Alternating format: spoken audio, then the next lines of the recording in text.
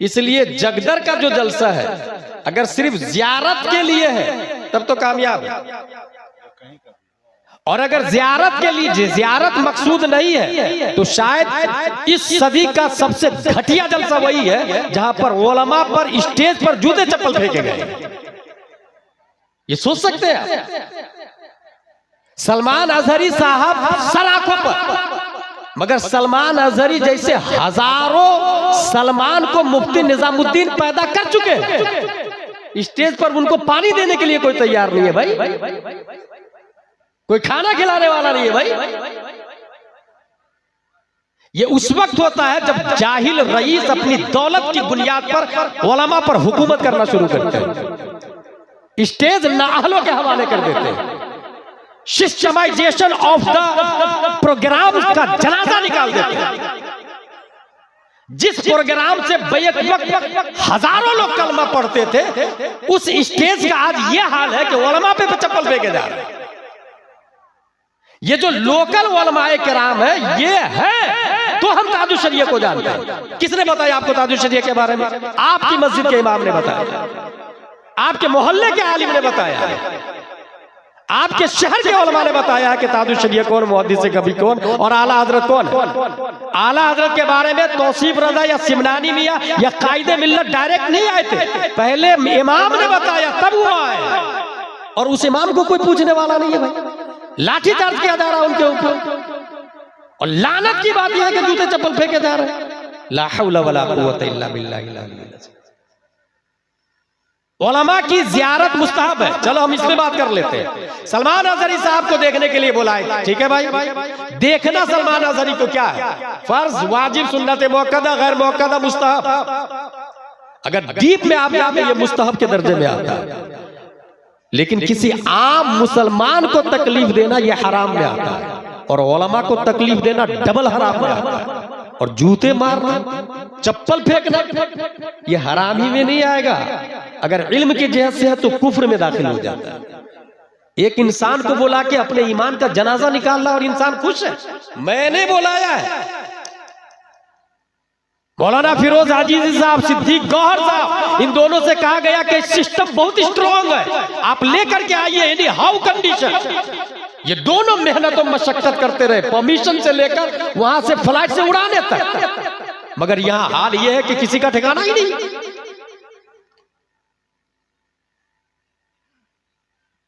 आलिम खतीब होना चाहिए, आलिम खतीब है या नहीं ये कौन बताएगा? ये जाहिल रईस और गांव का मुखिया और लीडर और पार्षद नहीं बताएगा। भाई पैरासीटामोल किस काम के लिए आता कौन बताएगा? मुफ्ती बताएगा। नहीं, मुफ्ती की बात जीरो है पैरासीटामोल के मामले में, ये एमडी बताएगा, डीएम बताएगा।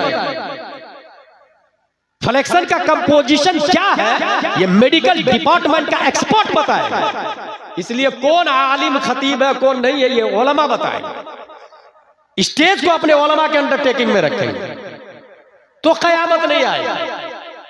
स्टेज का दूसरा रुकन है नादखा।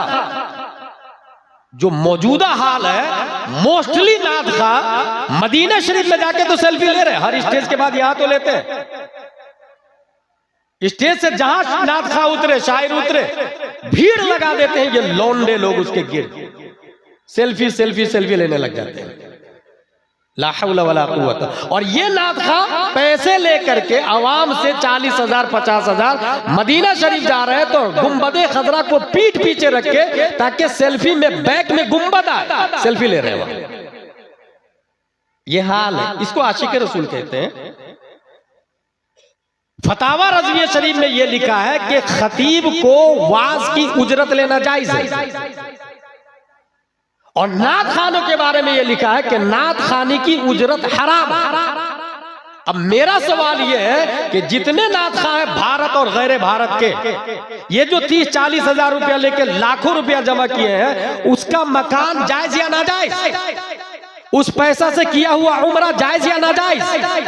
उस पैसा से किया हुआ हज हराम या हलाल? इमाम इसको मोहब्बत आला हजरत लिखते हैं, लूटी हुई पतंग के धागे से अगर कुर्ता सिलाया उससे नमाज मकरूह हो जाती है। लूटी हुई पतंग से कुर्ता सिलाया, उससे नमाज मकरूह होती है। या पूरे हराम के पैसे से तू भाई मकान बना रहा, हज्जो उम्रा कर रहा। उलमा से रुजू करके पहले मसला समझे। आज ही रूम में अख्तर काशिफ साहब ने कहा कि हजरत जवाज की क्या सूरत है। मैंने कहा सीधे कोई फोन करता है तो ये बोले कि मैं आपको 5 घंटे दूंगा। वजूदे नफ्स की कीमत 20,000 रुपये, 25,000 रुपये। वजूदे नफ्स की कीमत आप तय करें अपने हिसाब से। उस वजूदे नफ्स की वजह से पैसा लेना जायज है। नात खानी की उधर तो साफ लफ्ज़ में हराम लिखा हुआ है। और ये फतावा रज़विया से बोल रहा हूं, हमारे उलमा तायद करेंगे इस बात। तो जलसे की जो मौजूदा शक्ल है, उस शक्ल की बुनियाद पर आवाम का यह हाल हुआ है। भाई एक रात का जलसा करे, 12 बजे तक जलसा क्यों नहीं खत्म होगा भाई? ये परंपरा बाप दादा से चला आ रहा है, ये भी तो कयामत की निशानियों में से। आपके जलसे में कितने टीचर हैं, कितने डॉक्टर्स हैं, कितने गवर्नमेंट सर्वेंट हैं, कितने वकील हैं, कितने अधिकारी क्यों रहेंगे भाई? जब रात भर आप 12-1 बजे के बाद में मुकर्रिर खुसूसी के लाएंगे, उससे पहले आप गैर मुकर्रिर खुसूसी को रखेंगे, तो क्यों आएंगे वो? उनको कल जॉब पे जाना, भाई कल ड्यूटी करनी है ना। अल्लाह ने रात को सोने के लिए और दिन को कमाने के लिए पैदा किया।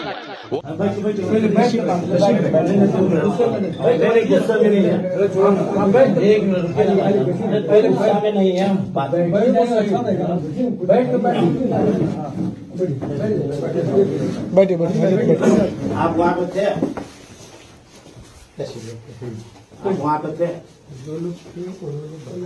नहीं, आपको बताया आपको स्टेज पे इस तरह का बात बोलनी चाहिए जो आपने बोला है। मेरी नियत इस्लाह है, कोई बुराई नहीं इस्लाह, आप किसी का शिकायत कर रहे हैं, किसी का जीवत कर रहे हैं। इस्लाह क्या बोले हैं सर? पता हम तो नहीं थे। खुद पूछ लीजिए ना।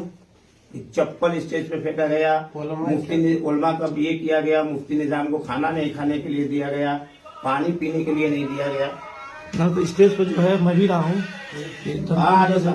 हुआ है बहुत ज्यादा लाठी चली है, हम खुद देखे हैं हाजी साहब है। नहीं पानी जो है जितना मुफ्ती निजाम साहब मांगे थे, इतना कोई पी रहा अदब पियो बोतल पीछे। नहीं नहीं, हम हजरत से पूछ रहे, आप थे वहाँ पर?